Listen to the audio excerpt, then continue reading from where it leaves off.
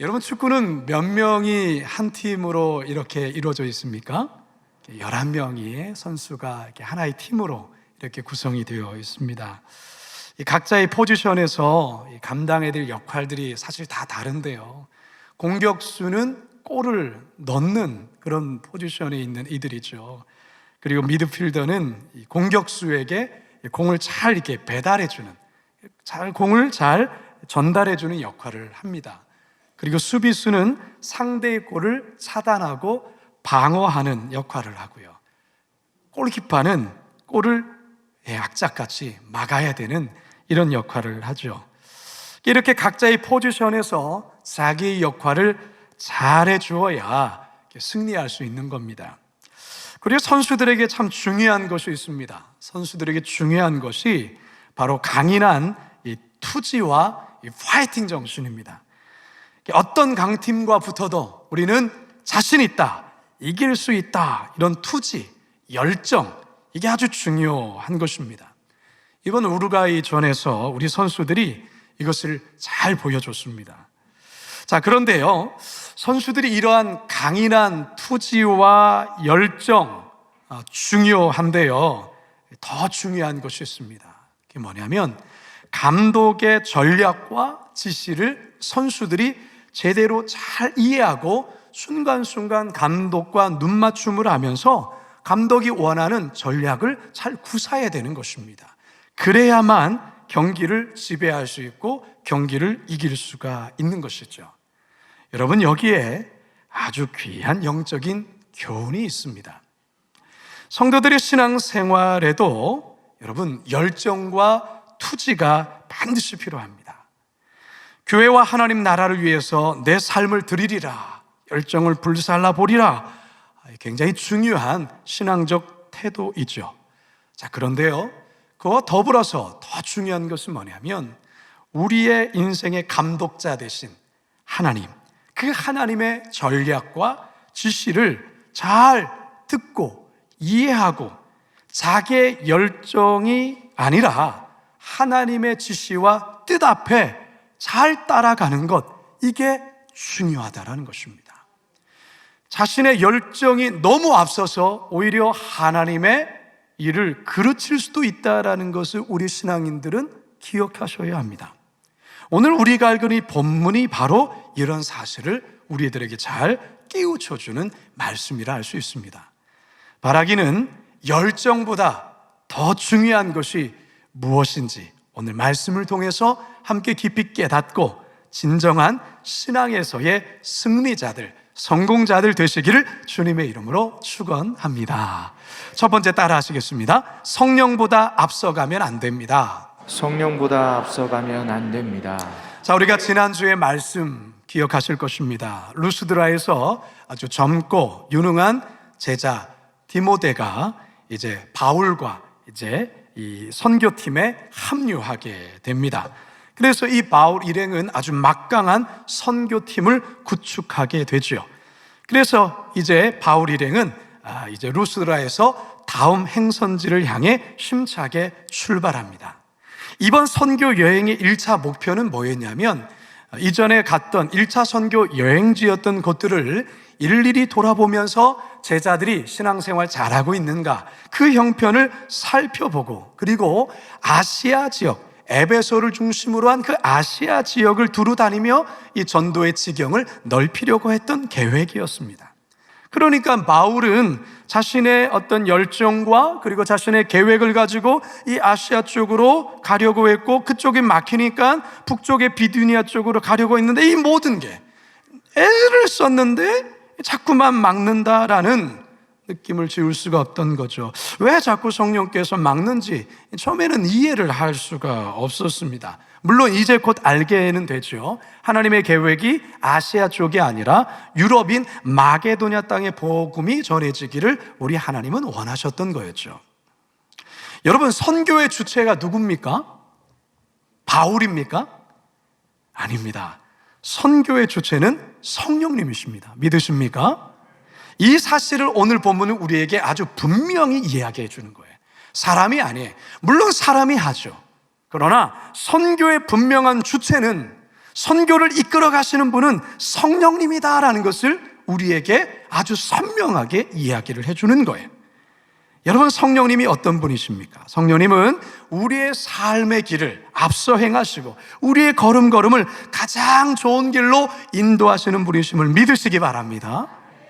따라서 우리는 그분의 음성과 그분의 인도하심에 항상 민감해 있어야 되는 거예요. 항상 귀 기울이며 그 인도하심을 따라가야 되는 것이죠. 그런데 자칫 자신의 과한 열정이, 또한 그동안 쌓였던 노하우, 그리고 오랜 경험, 지식이 오히려 성령의 음성을 듣지 못하게 방해하고 성령보다 앞서가게 할 수가 있어요. 이걸 조심해야 되는 거예요. 교회에서 일을 많이 하는 목회자나 사역자들, 그리고 교회 중직분들이나 교회 리더들이 범하기 쉬운 실수 중에 하나가 이거예요. 성령보다 자신의 열정을 앞세우는 우를 범할 수가 있어요. 예수님께서 산상수훈을 통해서 하나님의 뜻과 성령의 인도함을 잘 따라야 되는 이유를 이렇게 말씀하시고 또한 경고를 하십니다. 마태복음 7장 22절, 23절 시작. 그날에 많은 사람이 나더러 이르되 주여 주여 우리가 주의 이름으로 선지자 노릇하며 주의 이름으로 귀신을 쫓아내며 주의 이름으로 많은 권능을 행하지 아니하였나이까 하리니 그때 내가 그들에게 밝히 말하되 내가 너희를 도무지 알지 못하니 불법을 행하는 자들아 내게서 떠나가라 하리라. 아멘. 참 두려운 말씀이죠. 여러분, 이 말씀에 보면 주여 주여 우리가 주의 이름으로 선지자 노릇, 선지자 일을 했습니다 말하는 거예요. 불신자들이 아니고요, 봉사자들이, 그리고 일을 많이 하는 사람들이 주의 이름으로 선지자 사역했습니다. 주의 이름으로 귀신을 쫓아냈습니다. 주의 이름으로 많은 권능을 행했습니다. 하나님, 저희가 그렇게 했어요. 근데 우리 주님 뭐라 말합니까? 내가 도무지 너를 잘 모르겠다. 그러면서 하는 말에 불법을 행하는 자들아 나를 떠나라 이렇게 말하고 있어요. 무슨 말입니까? 하나님의 뜻이 아니라 자기의 뜻을 이루었다 그 말이에요. 그건 하나님과 상관없는 거예요. 사랑하는 여러분, 우리가 이 말씀을 잘 새겨 들으셔야 됩니다. 많은 일을 하고 열심으로 일하는 것 중요하죠. 그래야죠. 그러나 그것이 나의 열정으로만 하는 것인가, 아니면 성령님의 뜻 앞에서 순종하며 하는 것인가는 항상 우리는 민감하게 우리 자신을 점검해야 되는 거예요. 우리 믿음의 성도들이 자녀를 교육하고 양육하는 것 또한 마찬가지예요. 성령보다 자기의 열정이 너무 앞서면 안 됩니다. 여러분들의 자녀를 향한 하나님의 계획과 인도하심이 분명히 있습니다. 믿으십니까? 하나님이 여러분의 자녀를 책임지지 여러분들이 책임지는 게 아니에요. 따라서 여러분의 자녀를 향한 하나님의 계획과 음성을 잘 듣고 그것을 따라가야 되는 건데, 우리 부모들이 너무 걱정이 많아서 과도한 열정으로 그럴 때가 있죠. 회사를 경영하는 성도님들도 마찬가지예요.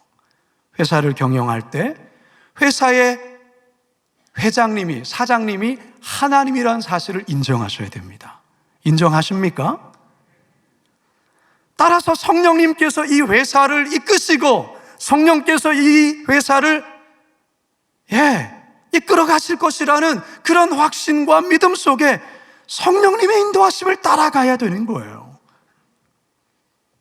어떻게 해야 성령보다 앞서지 않고 성령을 따라 한 걸음 한 걸음 갈 수 있는 걸까요? 시편 123편 1절과 2절의 말씀을 통해서 우리는 아주 좋은 영적 통찰력을 얻을 수가 있습니다. 함께 읽어봅니다. 시작.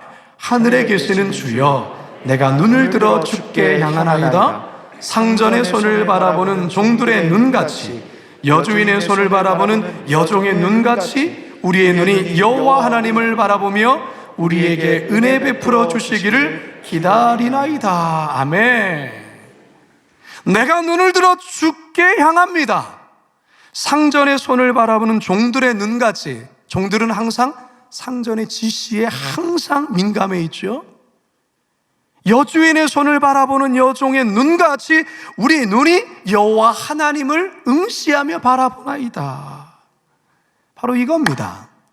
우리의 눈과 귀가 상황 속에 매몰되고 상황에 집중하는 것이 아니라 성령 하나님께 열려 있어야 된다는 것이죠. 기도와 말씀을 묵상하며 순간순간 한 걸음 한 걸음을 걸어가는 것이죠.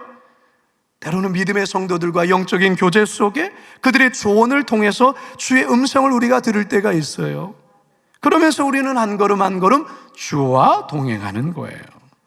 성도 여러분, 내 열정이 성령보다 앞서가고 있지 않은지, 예수님보다 앞서가고 있지 않은지 한번 돌아보시기 바랍니다. 이 시간 성령님 앞에 우리의 생각과 나의 조급함 잠시 내려놓으시고 겸손히 성령님의 음성에 귀 기울이시며 내 삶의 감독이 되시는 성령님의 뒤를 따라 온전히 믿음의 길 걸어가시기를 주님의 이름으로 축원합니다. 두 번째 따라 하시겠습니다. 하라 하신 일을 먼저 해야 합니다. 하라 하신 일을 먼저 해야 합니다. 자, 비두니아 지역으로 가고자 애를 쓰던 바울 일행은 성령이 가로막고 있고 예수의 영, 즉 성령이 허락하지 않는다라는 강력한 느낌에 일단 가던 길을 멈춰섭니다. 이게 중요합니다. 성령께서 아니라고 하면 정확히는 모르지만 계속 가면 안 돼요. 일단 멈추셔야 되는 거예요. 그리고 어딘지는 모르지만 이 바울은 분명한 어떤 성령의 이끄심을 느끼면서 그의 방향을 틀어서 드로아 지방으로 내려갑니다. 8절 함께 읽어봅니다. 시작. 무시아를 지나 드로아로 내려갔는데, 자, 이곳 드로아에서 잠시 대기하던 바울의 일행은 밤중에 아주 특별한 환상을 보게 되죠. 그 환상이 무엇일까요? 9절입니다. 시작. 밤에 환상이 바울에게 보이니 마게도냐 사람 하나가 서서 그에게 청하여 이르되 마게도냐로 건너와서 우리를 도우라 하거늘. 그러니까 환상을 본 바울은 성령께서 지금 원하시는 바가 우리가 계획하는 그 아시아 쪽이 아니라 유럽, 즉 마게도냐로 건너가 복음을 전하는 것이라는 것을 비로소 알게 되는 것이죠. 그래서 바울은 처음의 계획을 수정하고 곧바로 마게도냐로 떠납니다. 10절을 읽습니다. 시작. 바울이 그 환상을 보았을 때 우리가 곧 마게도냐로 떠나기를 힘쓰니 이는 하나님이 저 사람들에게 복음을 전하라고 우리를 부르신 줄로 인정함이로라. 아멘. 바울이 우선적으로 생각했던 것은 딴 데 있었잖아요. 근데 성령께서 다급히 여기시는 곳, 그것은 마게도냐 땅이었다라는 것이죠. 결국은 바울이 그것을 깨닫게 되는 거예요. 그걸 몰랐을 때는 자기가 하고 싶었던, 자기가 원래 계획했던 그것을 가져르고 무진 애를 썼던 것 아니겠습니까? 여러분, 보통 엄마들과 어린 자녀들이요, 이게 실갱이 할 때가 있어요. 엄마는 자녀가 학교에서 돌아오면 가장 먼저 뭐부터 하기를 원합니까? 숙제부터 하기를 원하잖아요. 숙제부터 다 끝내놓고, 그리고 내일 학교에 가져갈 과제물, 준비물 그거 미리 잘 챙겨놓고, 그리고 나서 이제 어디 놀기도 하고 또 자기 일 보기를 원하는 그런 마음이잖아요. 근데 제가 제 어릴 때 생각을 해보니까 별로 그랬던 적이 없는 것 같아요. 집에 오면 책가방을 던져놓고서 그냥 놀이터라든지 학교 운동장으로 달려가서 구슬치기 하고, 막 이렇게 말뚝박기 하고, 축구하고, 그랬었던 것 같습니다. 그랬었던 것 같아요. 그러니까 엄마들은 아이들이 먼저 와서 숙제도 하고 그러기를 원하는데 자녀들은 놀고 싶은 거죠. 여기서 바로 엄마들과 자녀들 실갱이가 있는 것 아니겠습니까?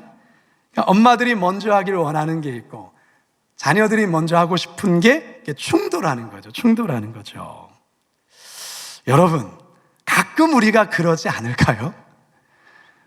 하나님께서 우리에게 먼저 하기를 원하는 것이 있는데 내가 하고 싶은 게 있는 게 내가 먼저 하고 싶은 게 있는 거예요. 여러분, 우리에게도 그럴 때 있어요. 자기가 하고 싶은 것부터 하고 하나님이 하라 하신 일은 자꾸 미루는, 그 불순종이거든요. 불순종이거든요. 여러분, 지금 여러분의 삶에서 여러분들이 우선적으로 생각하는 것들이 뭔가, 또 여러분들이 다급하게 여기는 것이 무엇인가 한번 생각해 보세요. 그게 하나님께서도 다급하게 여기시는 건지, 하나님께서 여러분의 삶에 우선적으로 해가기를 원하시는 건지도 한번 생각해 보세요. 만일에 하나님이 여러분들의 우선순위에 대해서 수정할 것을 요구한다면 여러분은 순종할 준비가 되어 있습니까? 왜 아멘이 없습니까? 내가 생각할 때 또는 나에게 지금 이것이 빨리 처리되어야 되는 아주 다급한 일인데 하나님은 그것이 우선이 아니라고 말씀하실 때가 있다니까요. 인생을 살다 보면 그게 지금 중요한 게 아니야, 너에게 있어서 중요한 건 이거야. 근데 우리는 그걸 잘 못 듣죠. 왜? 지금 내가 하고 싶은, 지금 내가 다급하게 여기는 이것이 가장 크게 보이니까요. 마태복음 6장 33절 다 같이 한번 읽어봅니다. 시작. 그런즉 너희는 먼저 그의 나라와 그의 의를 구하라. 그리하면 이 모든 것을 너희에게 더하시리라. 오늘날 하나님께서 한국교회를 바라보시며 다급하게 여기시며 우선적으로 행하시는 것이 뭐가 있을까요? 그 중에 하나가 분명 한반도의 복음 통일을 위해 이 땅에 보내주신 3만 6천여 명의 통일민들을 복음 통일의 마중물로, 제자훈련으로 준비시키는 일이 아닐까. 미선도 종교극들로 변해가는 다음 세대와 청년 세대와 MZ 세대들에게 복음을 전수하고 복음으로 무장케 하는 일이 아닐까. 가까운 일본을 비롯해 중국, 러시아 등 또 세계 여러 나라에 선교사를 파송하며 복음을 아직도 듣지 못한 땅에 복음 전하는 일이 아닐까. 4차 산업혁명과 같은 엄청난 사회적 변화와 초고령화와 저출산으로 인한 국가적 위기와 그리고 기후변화와 생태계 파괴로 인해 지구촌의 아픔들을 이 교회가 끌어안고 시대적 대안을 마련하며 하나님 나라를 세워가는 것, 이게 다급한 일이 아닐까 생각해 봤습니다. 바라기는 내가 하고 싶은 일이 우선이 아닌 주님께서 하라 하신 것을 먼저 하실 수 있는 순종의 사람들 다 되시기를 주님의 이름으로 축원합니다. 마지막 세 번째 따라 하시죠. 결과보다 과정이 더 중요합니다. 결과보다 과정이 더 중요합니다. 우리 속담에요, 뭐로 가도 어디만 가면 된다? 서울만 가면 된다라는 속담이 있죠. 이 말의 뜻은 무슨 수단이나 방법으로라도 목적만 이루면 된다라는 말인데요, 이건 우리 그리스도인에게 맞지 않은 말이에요. 뭐로 가도 서울만 가면 된다는 이 말은 잘못된 거예요. 서울을 못 가더라도 과정이 하나님 앞에 올바르면 돼요. 여러분 잘 알다시피 바울의 1차 선교 여행은 이방 선교에 있어서 대단히 큰 성과를 거둔 여행이었습니다. 그래서 바울은 이번 2차 선교 여행에 대한 기대가 훨씬 더 컸습니다. 선교의 지경도 더 넓히고 싶고 더 많은 이방인들에게 복음을 빨리 전하고 싶었던 것이죠. 이런 마음 갖는 것 잘못된 마음 아니죠. 당연한 것 아니겠습니까? 칭찬해 줘야 될 마음이죠. 그런데요, 우리 하나님은 결과도 결과이지만 과정이 더 아름답기를 원해요. 여러분, 결과보다는 과정 속에서 하나님이 원하시는 바를 배우기를 우리 하나님은 원하시는 거죠. 사람이 결과에만 집착하게 되면 자칫 중요한 것을 놓칠 때가 많아요. 첫 번째, 사람을 잃어버릴 수 있어요. 그리고 우리 자신의 정직함을 잃어버릴 때가 있어요. 진실된 마음을 잃어버릴 때가 있다니까요. 때론 신앙까지 놓칠 수 있고요, 더 나아가서 하나님을 놓칠 수도 있어요. 구약의 사울 왕이 그랬어요. 사울이 그가 블레셋과의 전쟁에서 승리를 얻고자 하는 결과에 집착한 나머지 결국 하나님을 신뢰하며 기다리는 그 과정에 그 귀한 것을 다 놓치고 말았어요. 그것이 하나님께 큰 범죄로 이어지게 됩니다. 사무엘상 13장 11절에서 13절에 보시면요, 사무엘이 이르되 왕이 행하신 것이 무엇이냐 하니 사울이 이르되 백성은 내게서 흩어지고 당신은 정한 날 안에 오지 아니하고 블레셋 사람은 믹막스에 모였음을 내가 보았으므로 이에 내가 이르기를 블레셋 사람들이 나를 치러 길갈로 내려오겠거늘 내가 여호와께 은혜를 간구하지 못하였다 하고 부득이하여 번제를 드렸나이다 아니라 사무엘이 사울에게 이르되 왕이 망령되이 행하였도다. 하나님이 원하시는 것은 제사가 아니에요. 그 과정에서의 하나님의 때를 기다리고 하나님의 행하실 때를 잠잠히 바라보는 것이죠. 근데 현실을 보니까, 지금 되어져가는 상황을 보니까 너무 다급한 거예요. 결국 이 일로 사울은 하나님께 버림받게 되어지는 1차적인 원인이 되고 맙니다. 사랑하는 성도 여러분, 우리가 신앙생활의 여정 가운데 우리가 정말로 중요하게 여길 것은 이 과정 하나하나를 통해서 순종을 배워가고, 과정 하나하나를 통해서 기다림을 배워가고, 과정 하나하나를 통해서 하나님과 동행하는 법을 배워가는 겁니다. 우리의 삶의 주인이 결국 하나님이시라는 것을, 여러분의 삶에서 그것을 인정하고 그것을 증명하는 그런 삶을 살아가야 되는 거예요. 말뿐의 하나님과의 동행이 아니라. 그러면 여러분, 하나님이 우리의 앞길을 하나님의 때에 하나님의 방법대로 그분이 친히 앞서 인도해 주실 것입니다. 이것을 우리가 믿으셔야 됩니다. 시편 32편 8절입니다. 시작. 내가 내 갈 길을 가르쳐 보이고 너를 주목하여 훈계하리로다. 내가 내 자녀의 갈 길을 가르쳐 보이고 너의 자녀를 주목하여 훈계하리로다. 내가 너의 기업을, 내가 너의 직장을 갈 길을 가르쳐 보이고 너의 기업을 주목하여 훈계하리로다. 믿으십니까? 시편 107편 30절 하반절에 보면 함께 읽습니다. 시작. 여호와께서 그들이 바라는 항구로 인도하시는도다. 예전 번역에는 소원의 항구로 인도하신다. 바울이 이번 2차 선교 여행을 통해 이 같은 사실을 크게 배우게 됩니다. 크게. 결국 바울은 성령님께 온전히 순종하고 결국 마게도냐 땅으로 들어가게 되죠. 11절 12절 시작. 우리가 드로아에서 배로 떠나 사모드라게로 직행하여 이튿날 네아폴리로 가서 거기서 빌립보에 이르니 이는 마게도냐 지방의 성이요 또 로마의 식민자라. 자, 여기서 빌립보라는 단어가 나오죠.